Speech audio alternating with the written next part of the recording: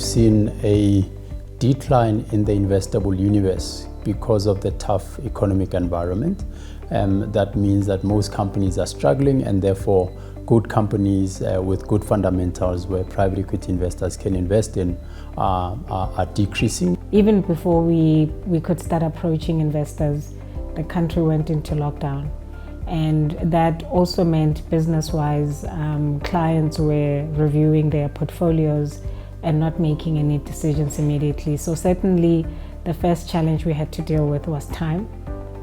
We had to understand that it would take a little bit longer than initially anticipated to get off the ground. Been an important challenge of the last couple of years have been the regulatory framework within South Africa. I think it's been tricky to raise funds, manage, exit and enter into this sector. So some of the challenges that we faced obviously are around keeping our portfolio companies afloat, finding right deals. We've had the challenges of high inflation, rising interest rates, and also access to resources as well as talent.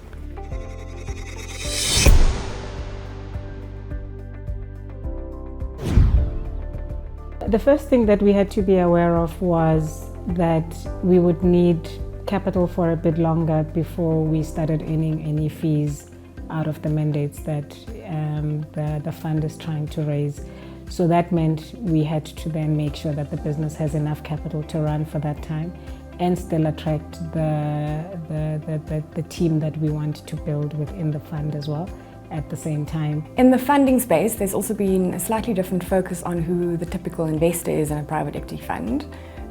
There's been an increased focus on family-owned and family offices, which have played an important role over the last couple of years. And then lastly, I think funds have become more nimble. There's been a more specific focus on which sectors they invest in and also which geographies are focused on.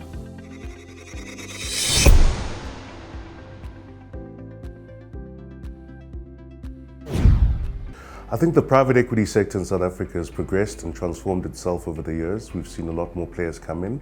There's been diversity in terms of products as well as offerings by the private equity GPs. I do think that for the first time in a very long time, we can genuinely say returns in private equity are higher than returns in the listed market. So therefore justifying the value that private equity managers can bring by generating superior returns relative to other asset classes. There are pockets within the sector that are doing really well, thinking about the renewable energy space, technology, infrastructure, property, they're doing really well. But for the rest, we're making good strides, but I don't think we've fully recovered after the last 3 years. The outlook for capital coming into these markets in Africa and South Africa is getting better, but we're not out of the woods. And managers are going to have to figure out strategies that are going to consistently deliver returns that outperform. I think focus on particular themes and capabilities that the manager has that can deliver outperformance. And there are certainly themes out there that deliver market-beating returns.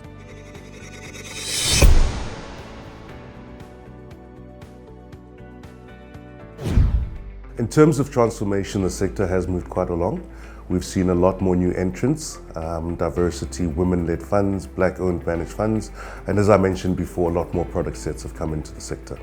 Over the last couple of years, there's been a change. The emerging fund managers who have entered the market, it's been very exciting to see what they've done in the last couple of years. From a female representation point of view, advisors, fund managers, GPs, even investors, representation from females have been kind of increased across the board. Incubation and fund management programs have really done well to transform the sector and to allocate capital to first-time black fund managers. And over the last 2-3 years, we've seen the emergence of new fund manager, private equity fund managers, predominantly because of the support they get from incubation programs. There is certainly an increased awareness, some of it led by SAFCA itself, and some of it being just the initiative of the funds that are active in the market to either promote transformation within the funds or support establishment of new funds that are championing the transformation or diversity and inclusion mandates.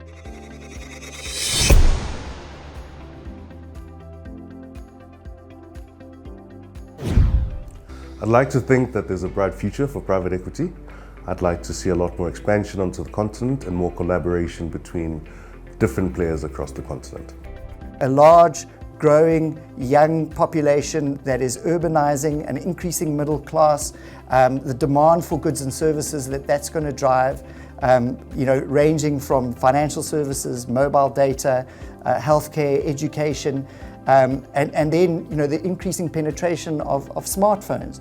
All of these things are coming together that I think create a really interesting environment for investors.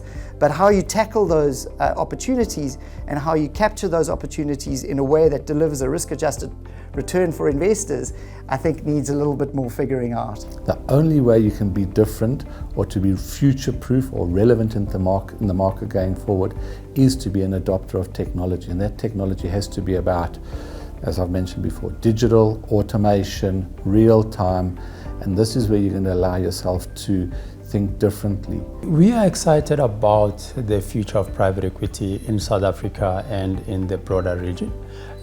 Firstly, I think investing in an environment where confidence levels are at an all-time low in itself will breed opportunities for private equity managers that are willing to take a long-term view in South Africa and on the region more broadly.